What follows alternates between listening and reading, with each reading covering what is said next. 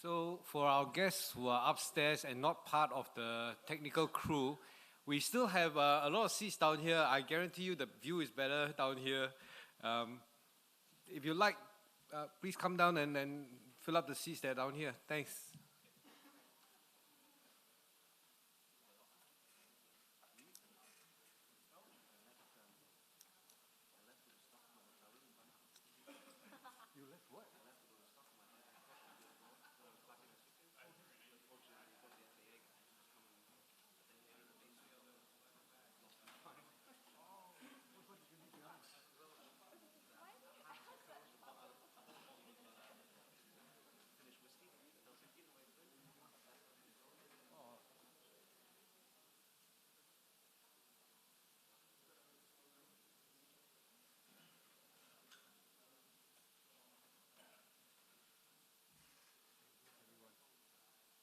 Why are they all upstairs?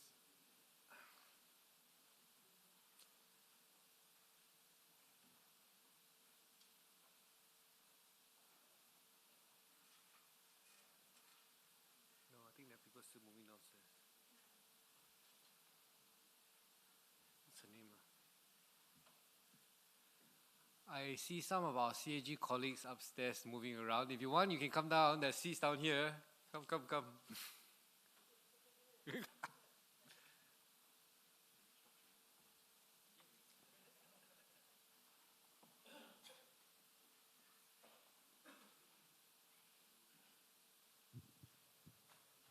Welcome back, ladies and gentlemen. I trust you have been refreshed from the tea break.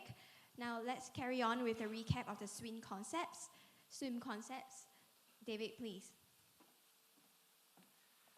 Okay, so welcome everybody. I hope you enjoyed the tea break. I certainly did. Had a lot of my favorite foods. So, where are we now?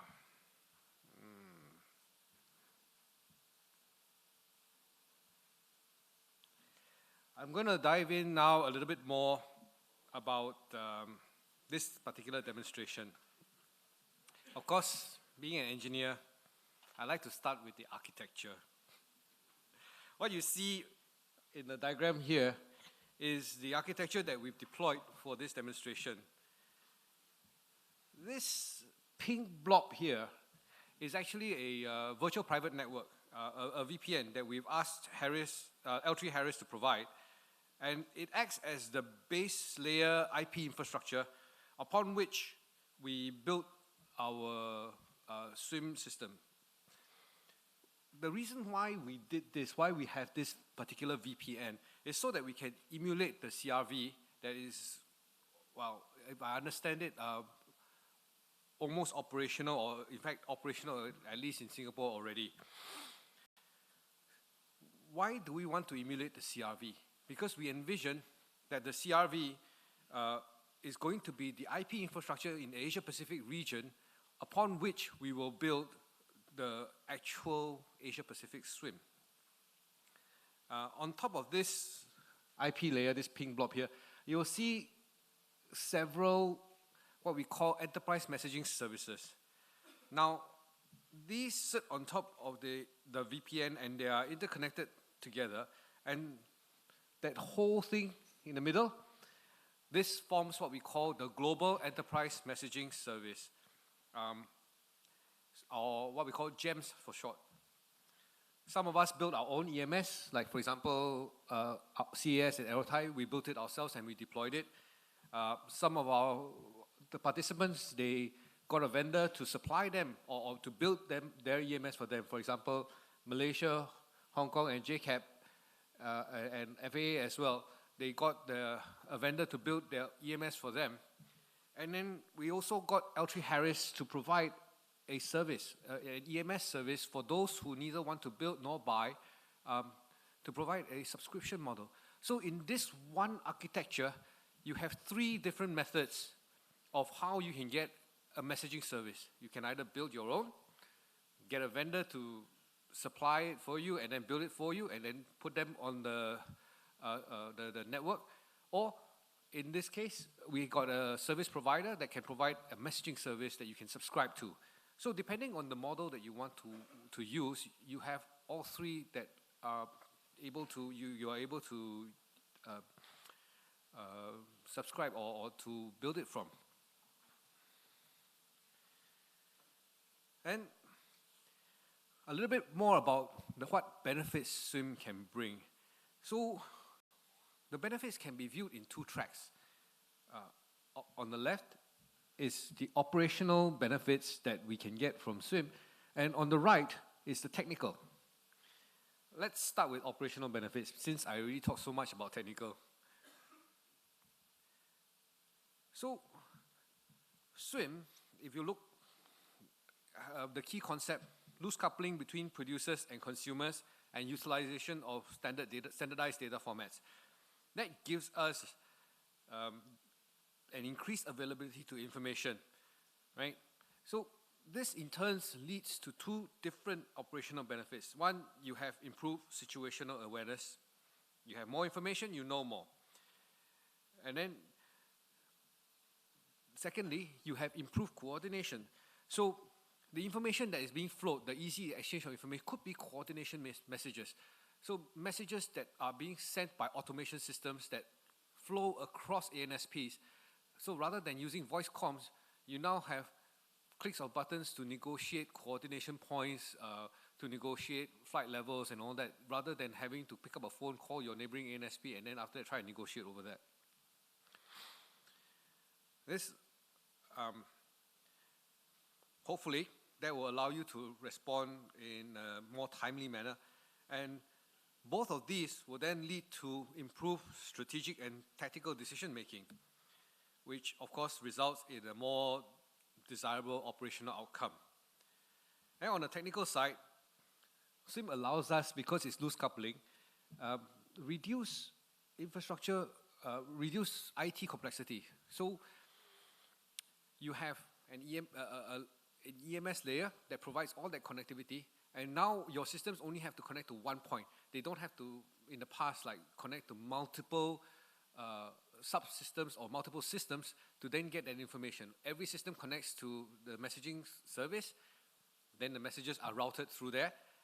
Whatever you subscribe to, you get, right? And then the hidden benefit, I should say, out of this is that it gives us architectural flexibility. So no matter what I want to deploy, I'm not constrained now by how far my subsystems are. All I need to do is one port to the enterprise messaging service, and if I pull that cable there, I can get all the messages that are flowing through. Every system that is connected to the Swim, I will potentially be able to subscribe to. This in turn lowers my IT maintenance costs, gives me more agile service delivery, and lowers my overall integration costs. So in this demonstration, you will see the use of recorded and simulated data to show the benefits of Swim in operational examples, right? We will show the impact that Swim will have on flight and planning performance. And one of the major considerations when picking the scenarios to demonstrate is which ops concept we use today can already directly benefit from Swim immediately. That's how we picked the multinodal ATFM, or the multinodal air traffic flow management concept, as one of our demonstration scenarios. But we don't just want to stop there. That's today's operation. We also want to know a little bit about what the future might bring. So in this demonstration, you will also see what an FFI scenario being demonstrated. So what are these multinodal ATFM and FFI concepts are? I'm just going to do a quick recap. I'm not an ops person, so I'll do my utmost best to try and give it some justice. Most of you, I'm sure, are already familiar with this concept. I don't have Kin here to give the detailed run-through that he did. So, yeah, forgive me if I made any mistakes. I'm sure one of our controllers will raise their hands and correct me if I'm wrong. So we don't have a central flow management unit in ASEAN or indeed Asia Pacific. And multinodal ATFM is our attempt to do flow management without a central flow management unit, collaboratively with our partners. And we do this by, well, two methods. We exchange the ATFM daily plan to tell each other, what our constraints and what our airport situations currently are like. And then we exchange CTOT information. So we will tell our partners, if let's say we have something happening on our ground, we'll tell maybe Amo's team or maybe Shahrol's team that, hey, hang on, hold your flights on the ground. we can't take it, something like that. But today, how is that sharing done? It's still done by email, by telephone, by fax. So all this information, very critical for operations, but transferred through these traditional methods, none of which consumable by system. So it requires a man in the middle to actually key in that information. And you know what happens with the man in the middle? People make mistakes. I'm not saying machines don't make mistakes, but generally those mistakes are because the programmers are lousy. So that's why we pick multinodal ATFM, because we know we need some way for the system to talk to the other system. And those operations exist today. We're doing it today. And we're going to show you how SWIM is going to improve that operation. Now, these slides, I have to admit, I copied directly off Diana's presentation in Bangkok, so I shall do my very best to give an explanation of FFIs. Apologies, Diana, if I don't do you justice. So FFI stands for Flight and Flow Information in a Collaborative Environment. It makes real the tenets in our GetMock. Except for safety or to meet agreed ATM performance objectives, the airspace users' missions objectives should prevail. Collaborative decision-making is how divergent and competing airspace users, segments, and public policy needs are addressed. And information is key to the ATM performance, especially in the strategic time frame. Oops, sorry. Now, FFI's Release 1 is focused on the pre-departure segment of the flight. It provides new flight planning and filing capabilities aimed at improving collaboration and coordination before departure.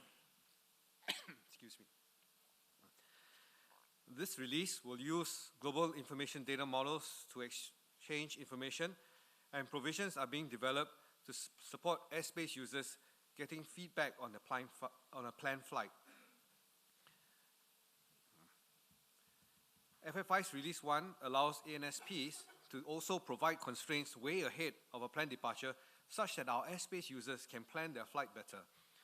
The exchange of information establishes a common picture between all the ATM stakeholders, leading to improved strategic planning. So, why does FFI need SWIM? FFI service depends on an environment capable of sharing rich, dynamic sets of information. This environment should leverage on global standards using XML-based exchange model. Our current AFTN structure cannot support these updated exchange models, services, or capabilities that are needed. And therefore, SWIM is required for FFIs to work.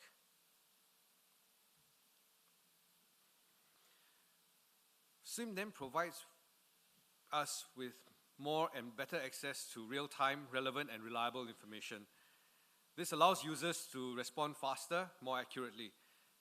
It is the foundation upon which future concepts rely on. Like I said before, no SWIM, no ATFM, no ATFM, no FFIs, no FFIs, no TBO. And we all know the benefits those two will bring for us. Well, a little bit now back to the demonstration. What did we set out to achieve? Success criteria for this particular demonstration is that, well, for me, we wanted to gain hands-on experience in developing the enterprise messaging service and in collaboration with all our partners, developing the GEMS.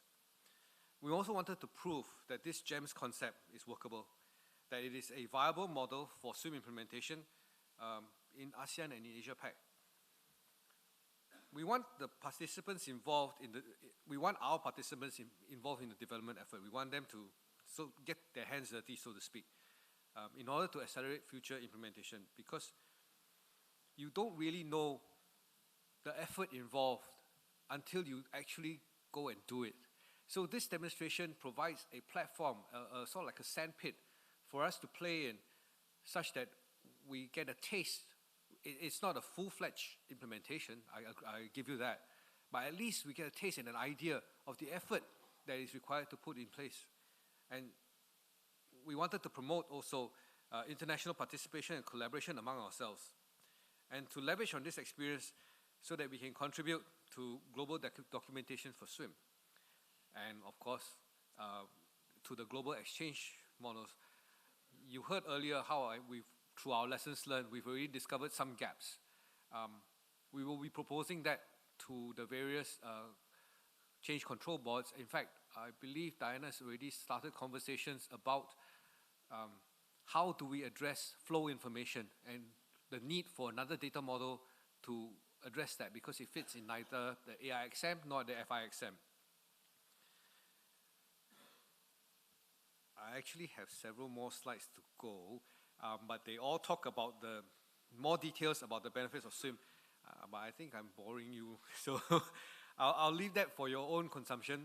They are downloadable from this website. If you are interested to find out what additional benefits that SWIM might bring, that will be a good place to start. And yeah, that sort of ends it for me.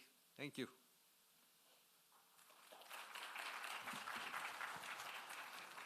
In our next segment, we'll be looking at operational scenarios that will demonstrate the operational benefits and efficiencies that SWIM will bring us. The first scenario that we're going to present to you focuses on where all flights begin, on the ground. I'd like to invite our presenter from CAS, Mr. Joel Ng. He's a Senior Air Traffic Control Manager, to come on stage, please. And to orientate you through the scenario, ladies and gentlemen, this left screen would show the CAS data viewer, and the right screen would show the Thailand data viewer. Joel, please.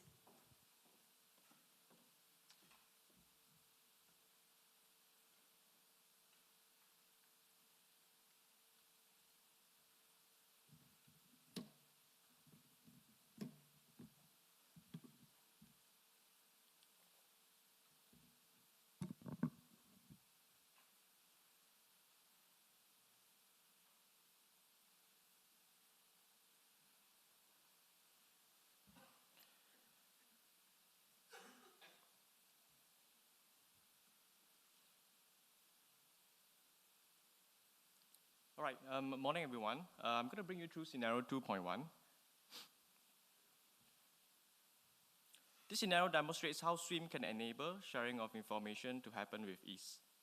Through SWIM, the process of pre-departure management for a flight from an airport with Airport Collaborative Decision Making, or ACDM, will be seamless. This scenario will also show the benefits of information exchange between multiple stakeholders, especially with an ACDM in place that can communicate across borders. Scenario will be Thai 403, which has just arrived from Bangkok and Singapore, and departing again after turnaround as Thai 404 back to Bangkok. Changi Airport has an ACDM process in place, and flight Thai 404 is subjected to this process during its turnaround on the ground. Here, Thai Airways submits the flight plan for Thai 403 via SWIM and is shared to the relevant stakeholders. Looking on your right, you can see the flight plan being submitted on the AeroThai viewer.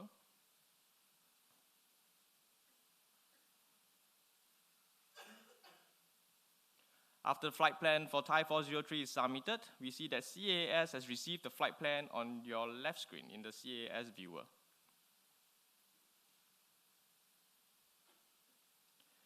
Similarly, for Thai 404, which is the flight back to Bangkok, we can see that the flight plan submission happening on the left screen. Over on the right, you can see that AeroThai has received the flight plan for Thai 404. Now, Thai 403 takes off from Bangkok Airport, and Bangkok ATFMU will now update the actual takeoff time, or ATOT.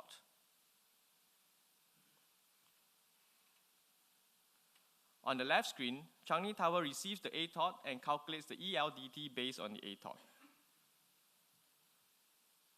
This is then redistributed to all the stakeholders.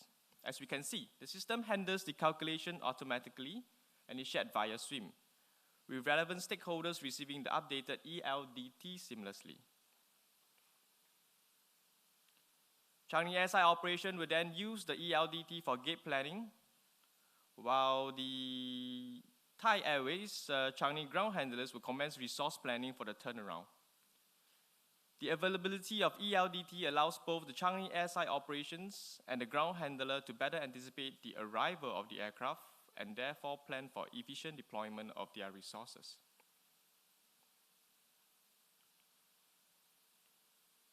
Thai 403 lands in Changi Airport and the actual landing time is updated and sent to all the stakeholders. As Thai 403 arrives at the parking bay, the ground handling agent starts the turnaround process and estimates when the aircraft will be ready for its next flight as Thai 404. Based on this, the ground handler agent will update the targeted off-block time or TOBT of Thai 404 in the CAS system on the left screen. Here you go. Thai Airways is also able to see the updated TOBT for Thai 404 on the right screen. Changi Tower will use the TOBT together with other departure restriction to calculate the target takeoff time or TTOT, which is in turn used to calculate the target startup time or TSAT. This will be updated to the flight plan for Thai 404 and distributed.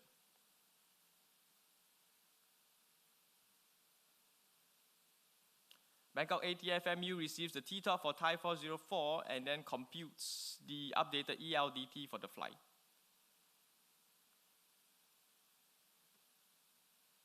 This advanced availability of information can then be used for airports of Thailand to prepare for the arrival.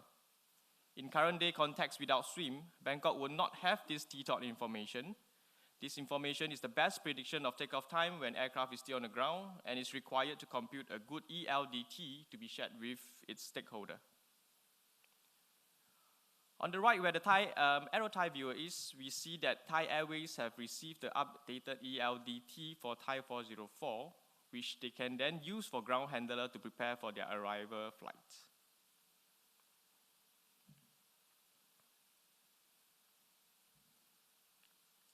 Changi Airport starts to experience inclement weather, and this results in reduced runway throughput, forcing Changi Tower to apply departure restrictions. Thus, the TTOT and the TSAT for Thai 404 are recalculated and redistributed.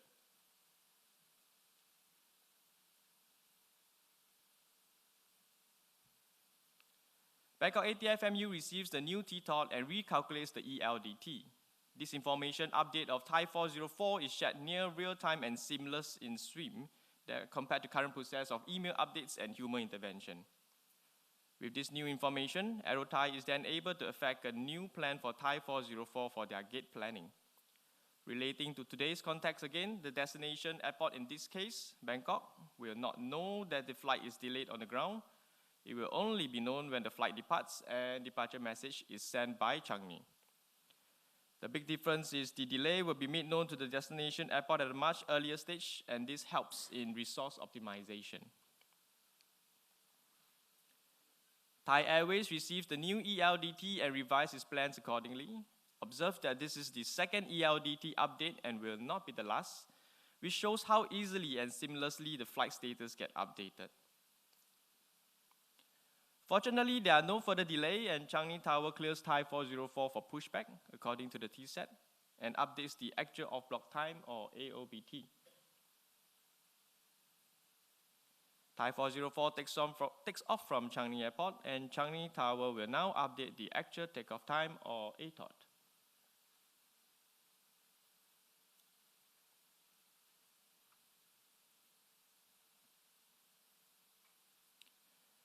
Bangkok ATFMU receives the ATOT and recalculates the ELDT based on the ATOT. This is then redistributed to the stakeholders. Now that Thai 404 has taken off, this ELDT is the most accurate estimate of when it will arrive at Bangkok. Thai Airways receives the new ELDT for Thai 404 and updates their ground plan for its arrival based on this new information. As we can see, all parties are constantly kept informed of the status of the flight accurately through SWIM. This allows better planning for ground and gate management. Resources are better utilized for reallocating those planned for delayed flight and only reassigning new resources with new and updated ELDT. Thank you. Do we open up for questions? Any question from the ground? Ladies and gentlemen, you know that these presentations are broadcast live on YouTube. So we could receive questions through comments on the YouTube videos. But at the same time, if you have any questions right now and you would like to direct to our presenter, Mr. Joel Ng, please feel free to do so. Okay, I will start off with a question.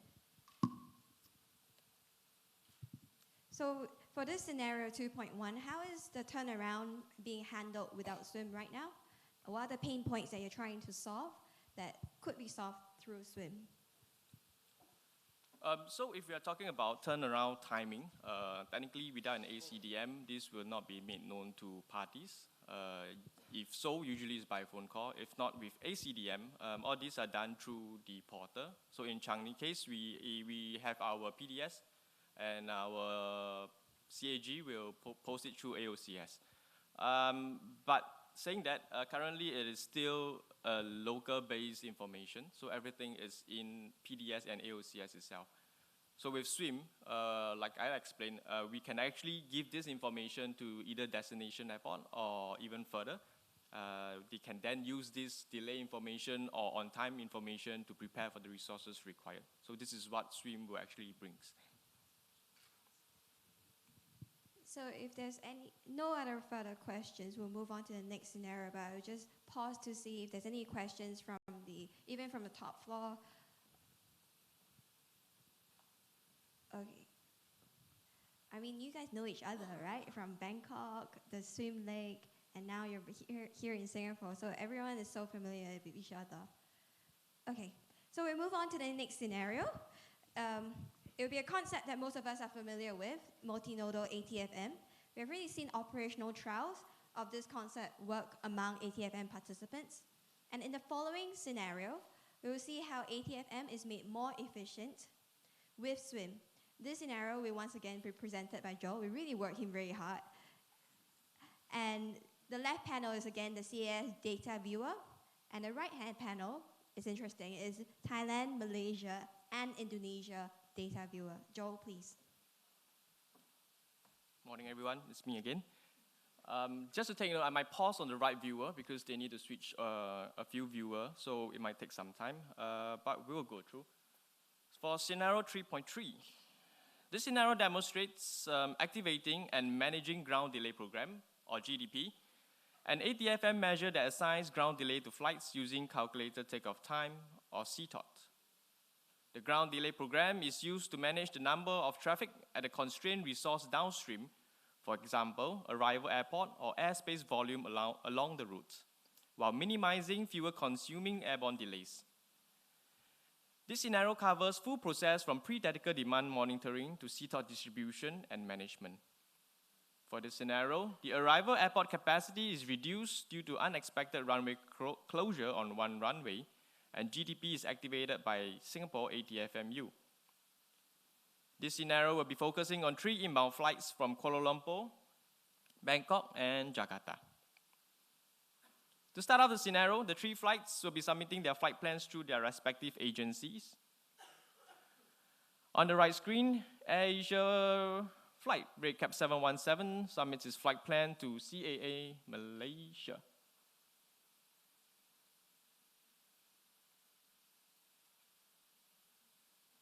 Okay, you can see on the left screen as well, RedCap 717 is received. There we go, on the right. Okay, similarly, Singapore Airlines submits the flight plan for Singapore 977 to Aerothai.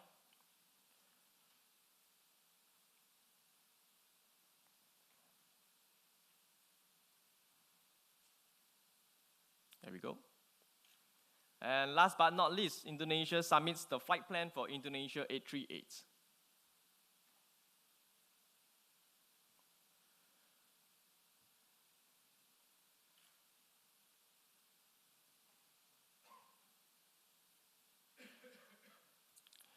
Looking at the left screen, you can see that CAS has received all flight plans. And if you notice, because this viewer doesn't change, the flight plan comes in relatively quickly. In fact, that should be the way. With the received flight plans, Singapore ATFMU is able to form an initial traffic demand profile for Changi. Singapore ATFMU will then form and publish the ATFM Daily Plan, or ADP, to alert all stakeholders of the impending GDP.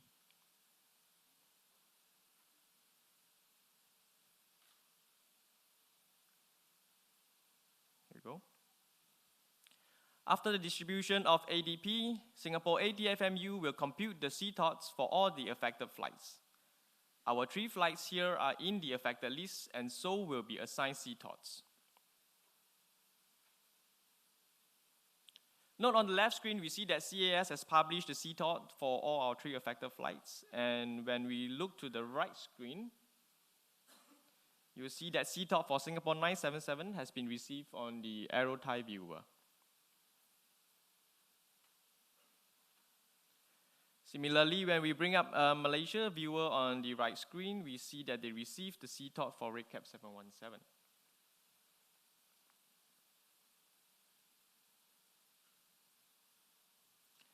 And finally, back on the right screen, we see that the Indonesia 838 has also received its CTOT in the Indonesia's viewer. Note that this process is relatively seamless compared to now, where ATFM information are exchanged through conventional means, like email between ATFM units, before being disseminated to ATC. With SWIM, CTOTs can be distributed directly and automatically to ATC, with ATFMU monitoring the information. As the time gets closer to the various flights to depart with regards to CTOT, Singapore 977 experiences a technical issue on the ground and determined that they will need 3 hours to resolve. Singapore Airlines flight operation in Bangkok submit the revised estimate of block time, or EOBT, scheduled 3 hours later. This update is then published to all relevant stakeholders.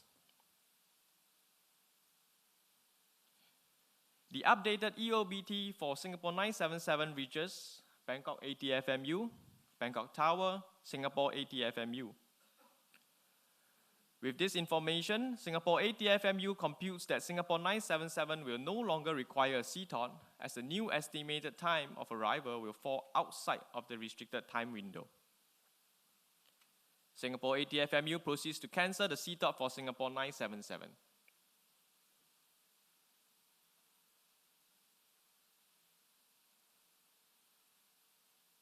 And we see the CTOT is gone on your right screen.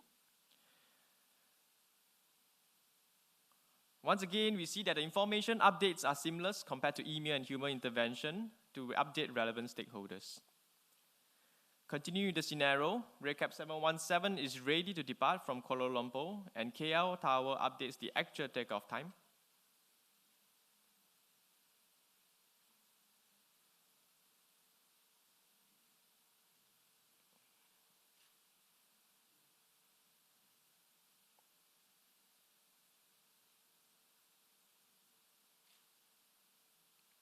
So let's wait for the actual takeoff time for RedCap 717. There we go. All right, and this is received by Singapore and can be seen on the screen to your left.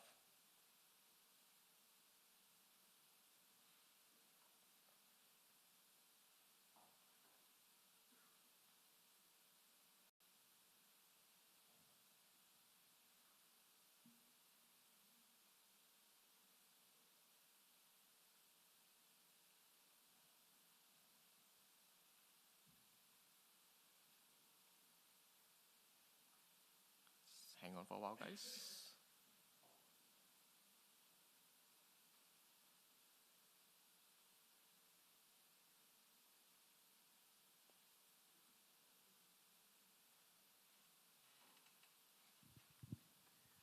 So, ladies and gentlemen, As you can see, we are facing technical difficulties, so this should give you some indication that this is happening live. Real data transfer going back and forth, so this is not pre-recorded. We are using pre-recorded data and simulated data, yes. But the systems are live and they are transmitting data back and forth. So the systems and the viewers that you see are not based here in Singapore. They are connecting back home, right, to the systems at home. No, that's going in Bangkok. That system is sitting in my office in Terminal 2, and through that broadcast and through the laptops, then they're bringing the images back up here. So that system is in Aerothai's office in Bangkok. This system is in Terminal 2 here. So now we're back online. Thank you.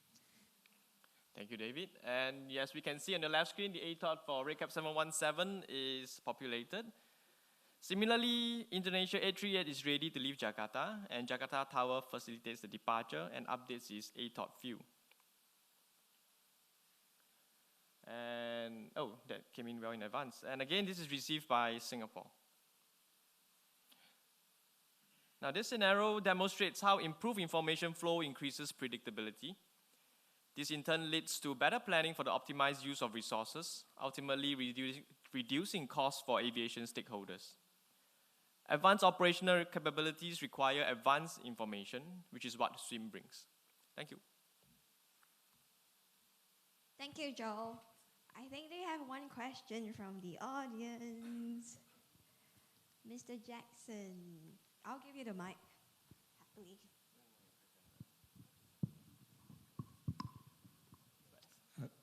One of the things you threw up on the screen looked like a fax rather than an XML message. You had the daily plan come up. I think it was ADF. It didn't look like it looked more like a. So how was that transmitted? Oh no, the daily plan. The daily plan. Which one are you talking about? In the sequence, you showed one of the things that came up was the after they saw that there was going to be a problem, they came up with the ground delay program. That one. So the ATFM daily plan. So is that transmitted? Yes, it's transmitted, but it's a web service not using XML. So what we've done is it's a PDF file that we've put on a web service. So this one is ours, right? Yeah. So this one is on our web service, but it actually can be received by the Thais. Okay. So, but it's not XML based. I think Amo has a better answer. Okay, maybe I can help. For this ADP, as David mentioned this morning, we not yet has the XML format for that. And there is a reason for that. If you look at the XML format for flight, it's a fixed SIM, right? But that's specific to only a single flight. But then we are look at the ADP, it covers a number of flights. And we try to look into the existing exchange model that we have. For example, XM, which is very static model, we should have fixed SIM, but fixed SIM is just for only one single flight. We cannot use what we have for the ADP. So we are, on the other hand, we're trying to develop another XML so that you can have automated system for that. But your question about faxing, what the different form today is this. If you see, it's only a PDF on the screen, right? But we access that through the web service that they would say, you see the link up there, right? The thing we work is here. Aerothai get the ADP from Singapore. We connect our system to the web service. The key is, nowadays, the ADP is issued through the email. I would imagine a lot of our FMP, flow management position, they get tons of email on the ADP because it's issued at least once a day. We're not counting that it's going to be revised, updated all the time, right? And sometimes you lost the email. Email is not the reliable communication. So we put up the web service. What you can be sure is that every time you access to that link, you will always get the latest ADP. That's the difference that we make here.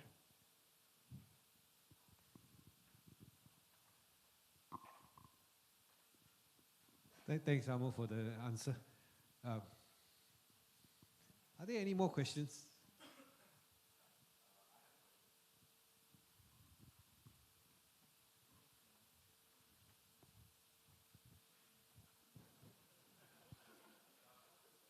it out.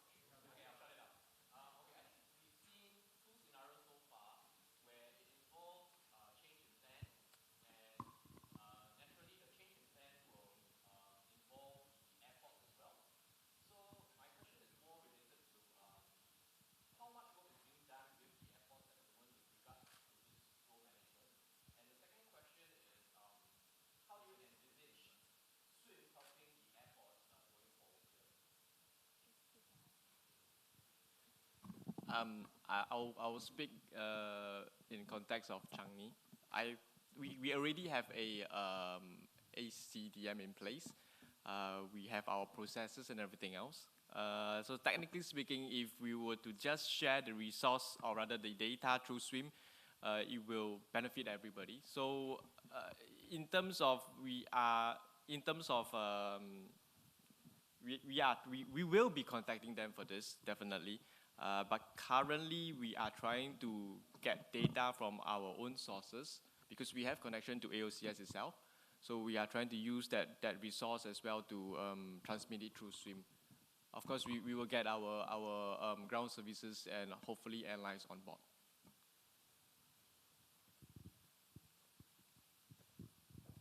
Are there any more questions? I think Amol really provided a good explanation. Can we give her a round of applause? It's really interesting to see how things are done live, and I think a bit of babble for me. 4 years ago, when I was working with the ANS side of the house, as a fresh grad, of course, that was 6 years ago. Sorry, stop counting my age. I think I was looking at ASBU as a plan rather than something that is live. I never thought that this would become a demonstration to the extent of getting so many regional partners on board. And the fact that you've actually conducted it in 2 locations, Bangkok and Singapore, that is testament to the regional collaboration. And I really think all of you deserve a round of applause right now.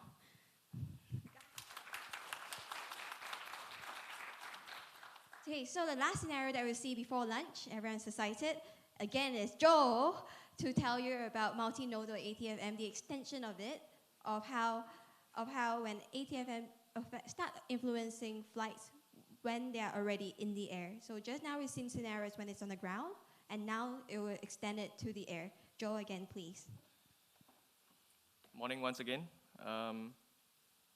Yep, this is my last scenario. You'll not see me anymore.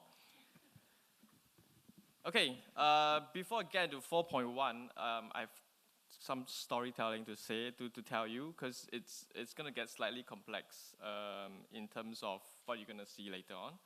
But are we ready on the tech side? All right, just give us a moment.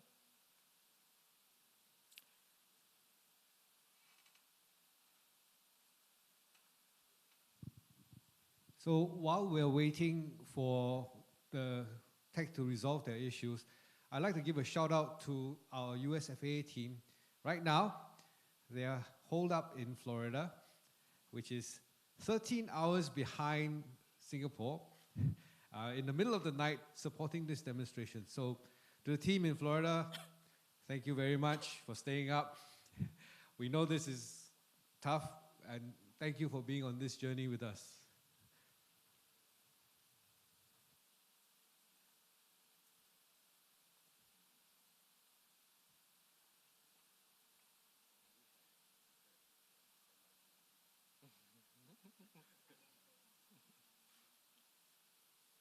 Okay, since my intro is going to be long, what I'm going to do is I'm just going to start the storytelling, and then when they're ready, we'll get into the slides of the data exchange. So I shall go ahead. Okay, scenario 4.1. In this scenario, an aircraft United 3131 is filed from Los Angeles to Singapore, transiting through multiple FIR, Auckland Oceanic, Manila Control, and finally entering Singapore FIR. This flight will take off and is expecting to land in Singapore fair and sunny weather, unlike today, according to their Met forecast. En route and while in Auckland Oceanic, Singapore Met service provider advised of a brewing storm. Expected heavy rainfall and thunderstorm minutes before United 3131 is expected to enter Singapore FIR. This information was received by the aircraft ahead of reaching Singapore FIR, which allow appropriate adjustment to comply with calculated time over, or CTO, issued by Singapore. On receiving the weather information, Singapore ATS activates their weather contingency scenarios and start planning for the appropriate ATFM measures to be rolled out. And in this instance, Singapore ATFMU evaluated that most flights entering Singapore FIR during the affected period consists mostly of long-haul flights. As such, a GTP would not be effective as most of the flights had taken off. This scenario thus explores the application of ATFM measures applied to an airborne flight through use of CTO enabled by the implementation of SWIM. However, there is a complication. One of the ANSP along the route of flight is not yet SWIM capable. Would that then deem the whole SWIM information sharing process meaningless and non-beneficial for all stakeholders? We will find out through this scenario. In this instance, we role-play that US, Singapore, and United FOC are SWIM capable. Manila is not participating in SWIM, and the data exchange in Manila FIR is via United FOC ground-ground SWIM. This will demonstrate partial SWIM implementation. I would just like to confirm the text size ready. All right, okay, I shall go ahead with that. And the flight plan for United 3131 is prepared by the airlines and filed. We see that the flight plan being received by the LAACC as well as Singapore ANSP.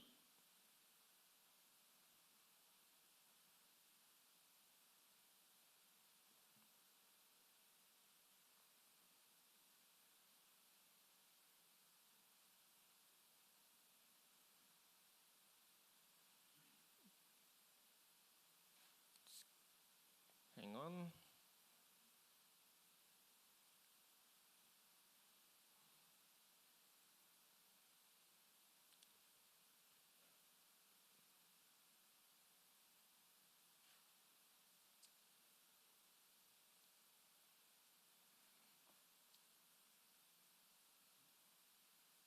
I think they're having connection issue again.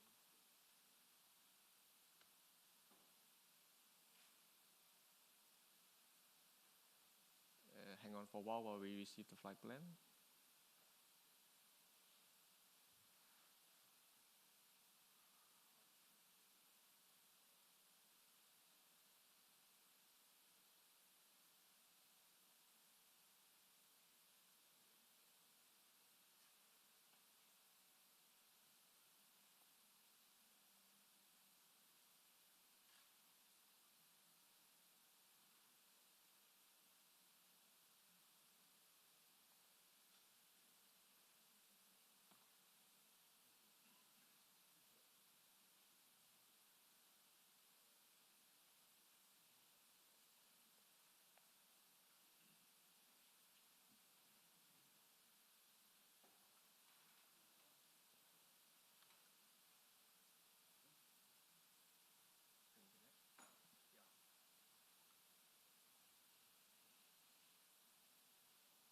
Okay, sorry, just give them a while. I think they are experiencing some local internet issue.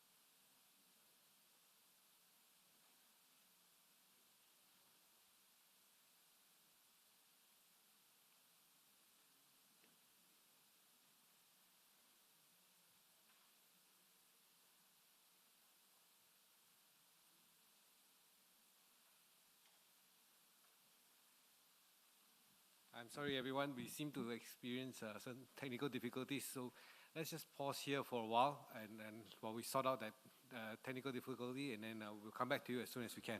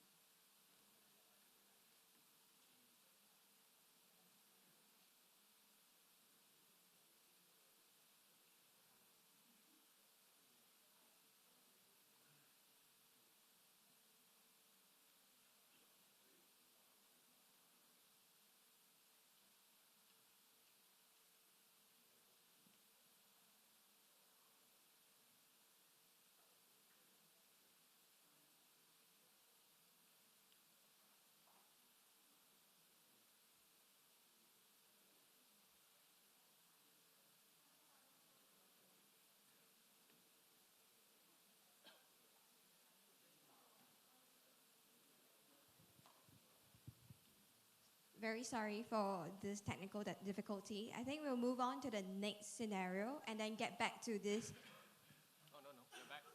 now. Okay, so it's back on live.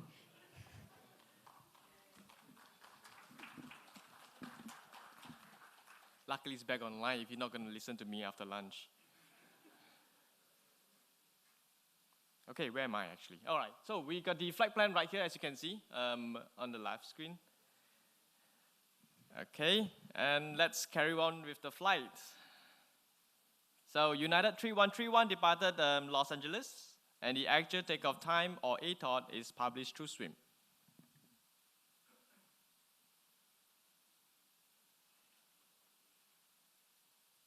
There we go. Connection looks good now. Southern California TRACON established radar contact with United 3131 and subsequently transferred to LAACC and then to Auckland Oceanic. Meanwhile, in the Singapore FIR, the ATS unit utilizes the ATOT shared via ground-ground SWIM to calculate an inbound boundary estimate for airspace demand monitoring. This information is further utilized by Singapore Changi Airport for ETA calculation to plan for ground resources allocation, gate allocation, and utilization. SWIM facilitates seamless sharing of flight and flow information through automation, which enables more efficient and accurate downstream planning.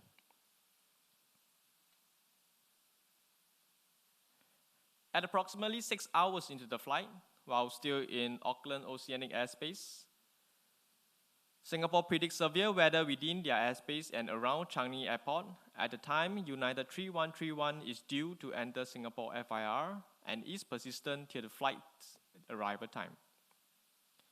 This prompts Singapore to activate weather contingency plans to slow down the traffic rate and volume transiting through Singapore FIR, as well as landing at Changi Airport. Here we see a SIGMET is sent via SWIM, while Manila receives the SIGMET through conventional means. United FOC also informs United 3131 of the SIGMET information.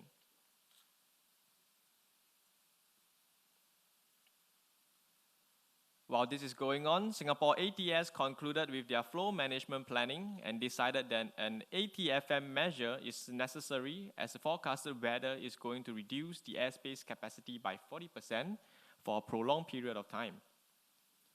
Singapore ATFMU informs the stakeholder of the activation of an ATFM measure, and a CTO is initiated over Point Tagit, which is on the boundary between Manila and Singapore FIR. Singapore ATFMU publishes the CTO, and the data is shared via SWIM to all capable and relevant stakeholders. Upon receipt of the CTO, the flight crew enters it into the aircraft FMS in order to calculate the necessary speed adjustment to comply with the CTO over Tagit. Without the ability to advise the flight crew in a timely manner of the CTO, United 3131 would have proceeded at a fault speed, arrived well before calculated arrival time slot, and require tactical airborne holding. With knowledge of the operational conditions in near real time, the airspace user was able to reduce speed, absorb the necessary delay en route, thus saving fuel and reducing carbon emission of the flight. As a result, this reduces the need for tactical airborne holding, which decreases operational complexity and workload, allow ATC great bandwidth to manage the impact and already complex situations that inclement weather have on aviation. United 3131 require an adjustment from the planned Mach decimal 82 to Mach decimal 78. This require notification to Auckland Oceanic as it is deferred by more than 0.02 Mach. Auckland Oceanic approves the change in speed, and United 3131 notifies FOC of her intention by providing updated trajectory. The trajectory information, adjusted speed, and route impact is also updated by Auckland Oceanic and published via SWIM. The FOC shares the updated crossing time over Tagit as well as the ELDT at Changi via ground-ground SWIM. Due to the benefit of SWIM, Singapore, along with other relevant SWIM-capable stakeholders, have access to updated flight trajectory information, providing higher accuracy in traffic demand forecasts, thus enabling flow planning of higher effectiveness.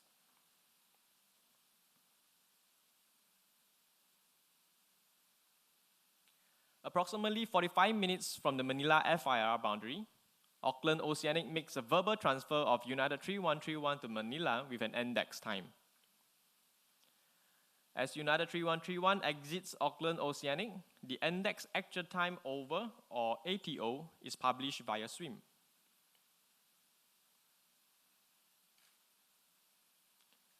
After index and prior to entering Singapore airspace, United 3131 sends a position report to United's FOC, and they use it to send updated estimated crossing time over Taggit and estimated landing time, or ELDT, to Singapore.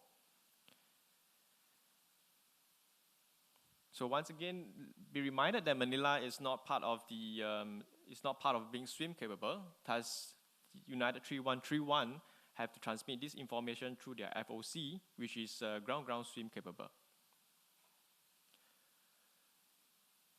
Upon United 3131 entering Singapore airspace, Singapore sends the Taggit ATO that is used by Singapore Approach and Changi Tower to adjust their arrival estimates.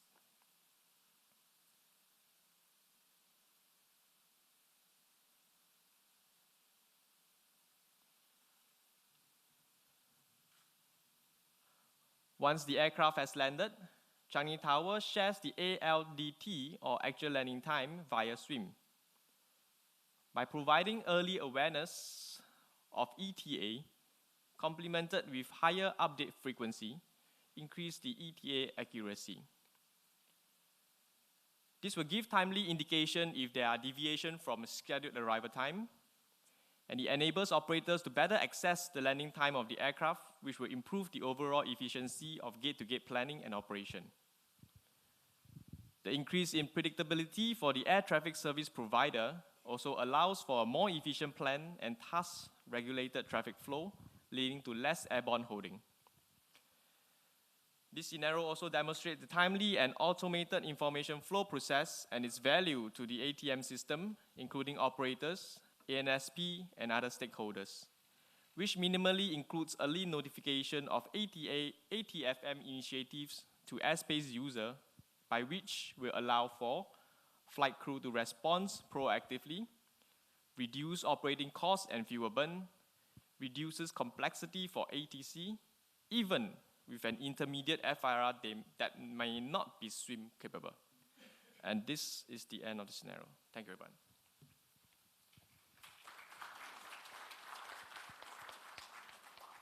Thank you, Joel. Any questions from the audience for this? I think there were a bit of commotion earlier. I don't know whether it's due to the technical difficulty, but thanks very much for being so understanding and calm with our lack of connectivity. Yes, so taking any questions now before lunch. Mr. Jackson.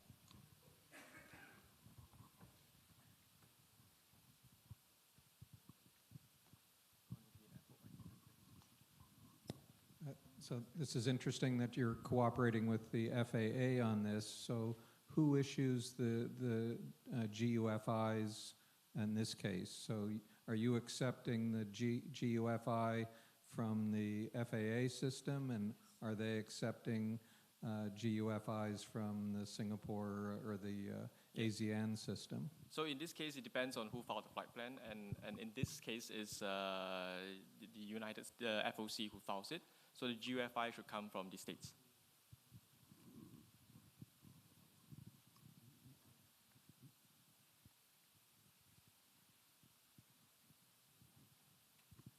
Any other questions?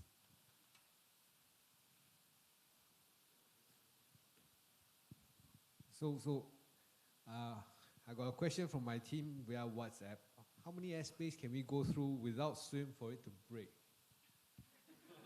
Okay, can anyone answer that? Because I don't know. I guess. Can I try? Yeah, okay.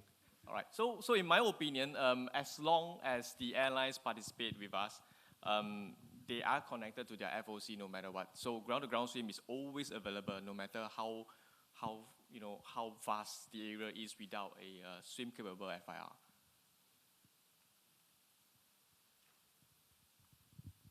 So in other words, we could have several intervening FIRs that are not SWIM capable, so long as the airline FOC is connected via ground-to-ground SWIM, we will still get that information.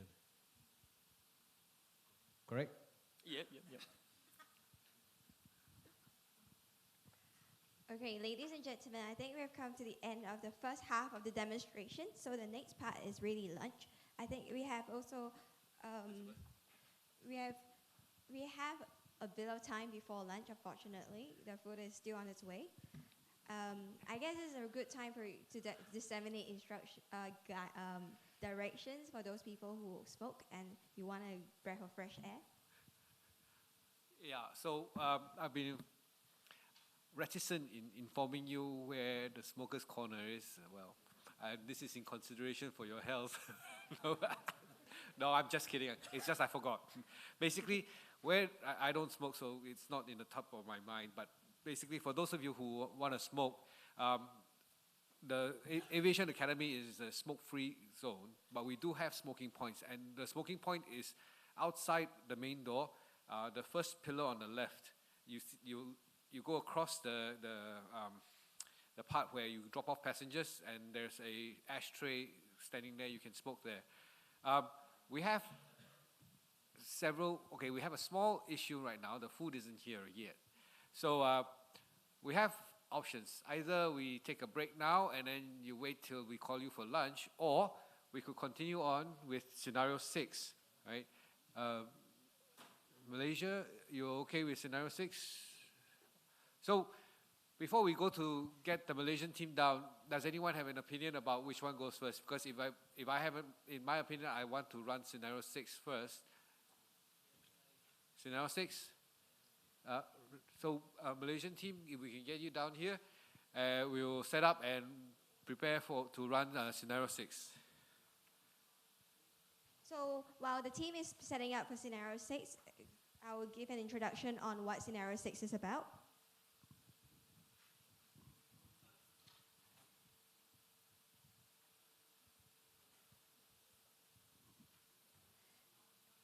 Is about how we will uncover future concepts that will be supported by SWIM and how these future operations may be carried out and efficiencies that might be achieved. The next scenario will be presented by Civil Aviation Authority of Malaysia by Mr. Azizul Hakim. This scenario explores how trajectory sharing aids in planning a flight prior to departure. Mr. Azizul Hakim, he is an air traffic controller officer with currency in KIA Tower. He's currently working as a senior assistant director for CNS, and he has been involved in planning SWIM implementation. Can we welcome Mr. Hakim, please?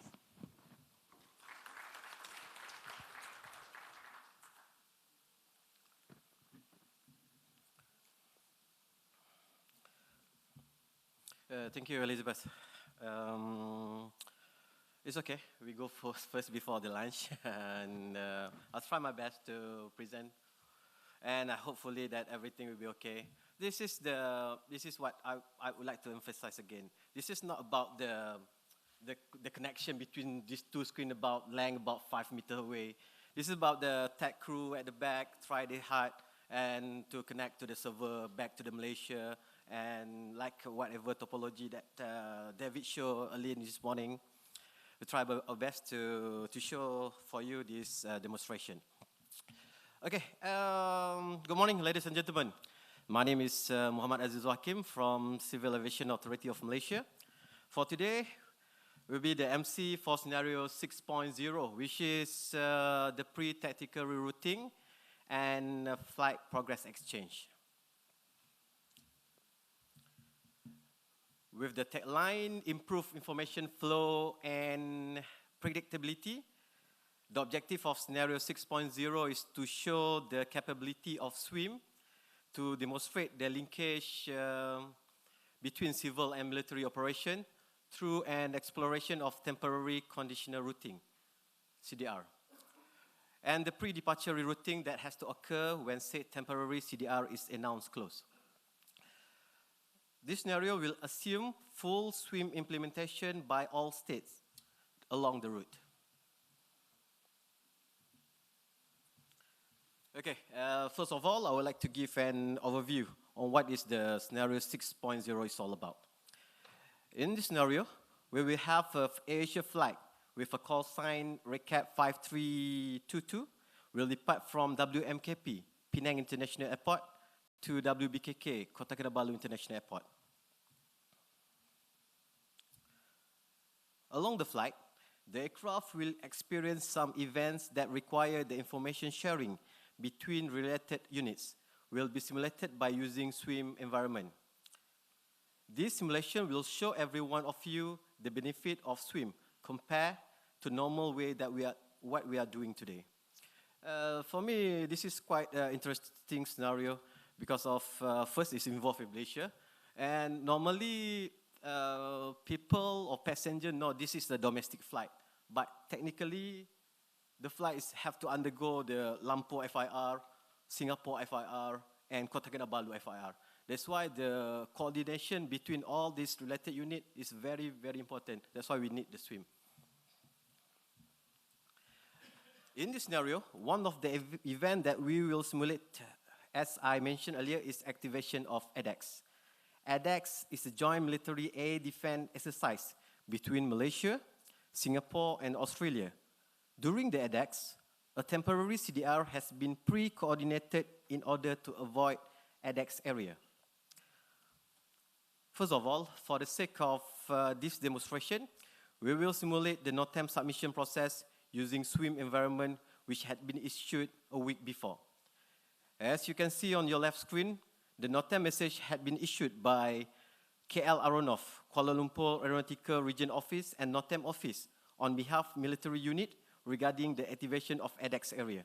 This NOTAM will be received by all related stakeholders like Singapore as displayed on your right screen and also been received by the airlines. Okay, receive.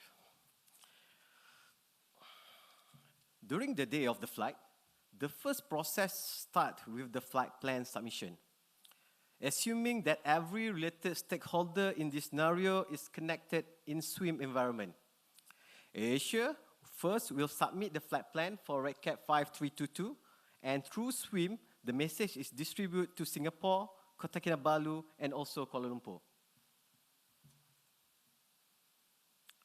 As you can see on the screen on your left, the AirAsia sent the flight plan message of the RedCat 5322, and the message is received by Singapore as displayed on your right screen. The same message also will be received by Kuala Lumpur and Kota Kinabalu.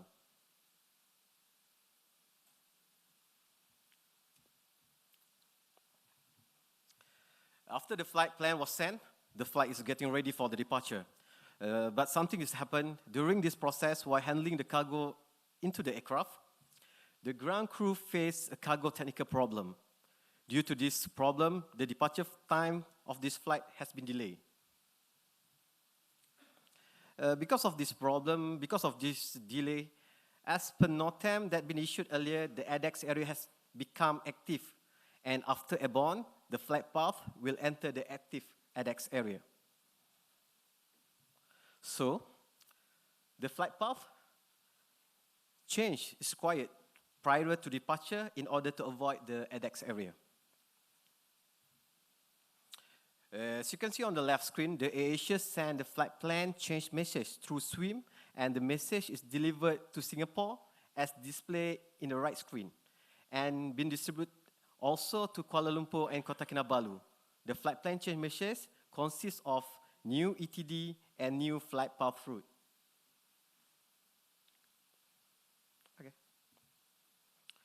As I mentioned before, in this simulation, when the ADEX area, which is Quantum Control Zone and Danger Area 103 Bravo, is activated by NOTAM, as per red circle on the screen, the red dashed line represents a pre-coordinated route between Malaysia and Singapore will be established instead of the original flight plan route.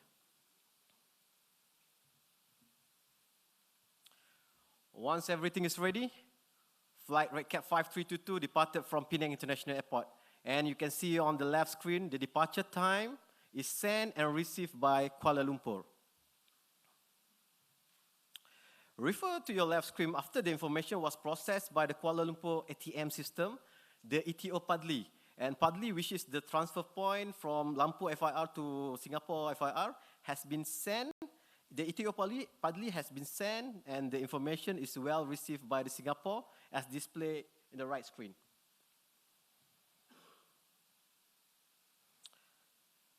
This information being processed by Singapore ATM system and will generate ETO All Kit.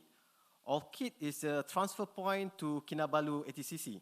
This ETO All Kit will be sent by Singapore as displayed on the right screen through SWIM, and the information is received by Kota Kinabalu as shown on your left screen.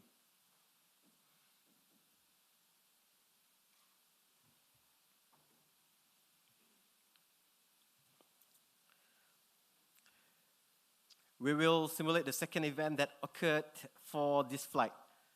After the aircraft airborne and entered the Singapore Flight Information Region, approaching waypoint Lusmo, the pilot reports that he received a hydraulic alarm warning and decides to troubleshoot.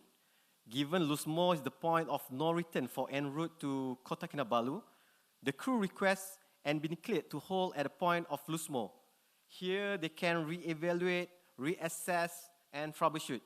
Due to this holding event, the estimate overall kit has been revised and updated automatically by Singapore to KK through SWIM.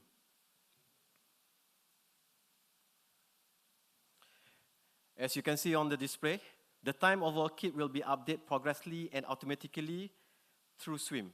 Compared to today's operation, the Singapore ATC need to inform Kinabalu ATC on the revised time overall kit if the holding time is determined.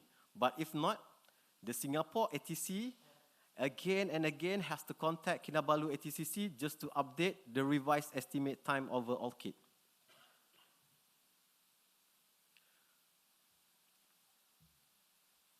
Once RECAP 5322 is done and ready to exit holding, Singapore will issue the latest ETO automatically.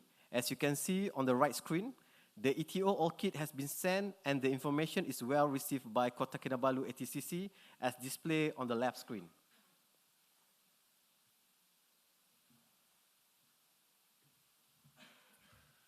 And based on this event that been simulated on this scenario, we can compare to today's operation. The message exchange through SWIM has shown the benefit for operation with more flexibility and effective communication and improve the shared situational awareness. During the activation of ADEX area event, we can see that operational flexibility can be achieved among the stakeholders, whereby the sharing of information for trajectories change can be done seamlessly with more effective communication without having to go through time-consuming procedure such as unit-to-unit phone coordination. Same goes to the second event. When RECAP 5322 performing whole procedure, the time overall kit has been automatically updated by Singapore to KK.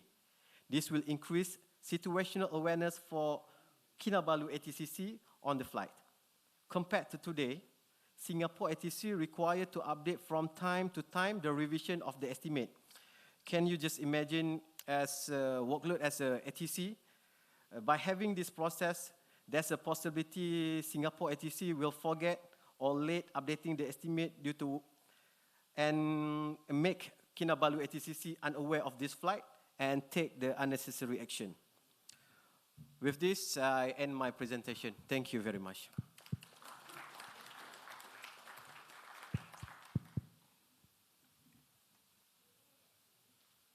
Any questions for Mr. Azizul Hakim?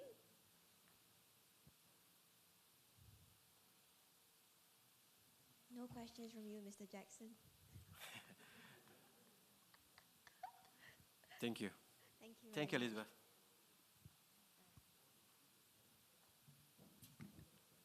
So, ladies and gentlemen, we've still got an issue with the food.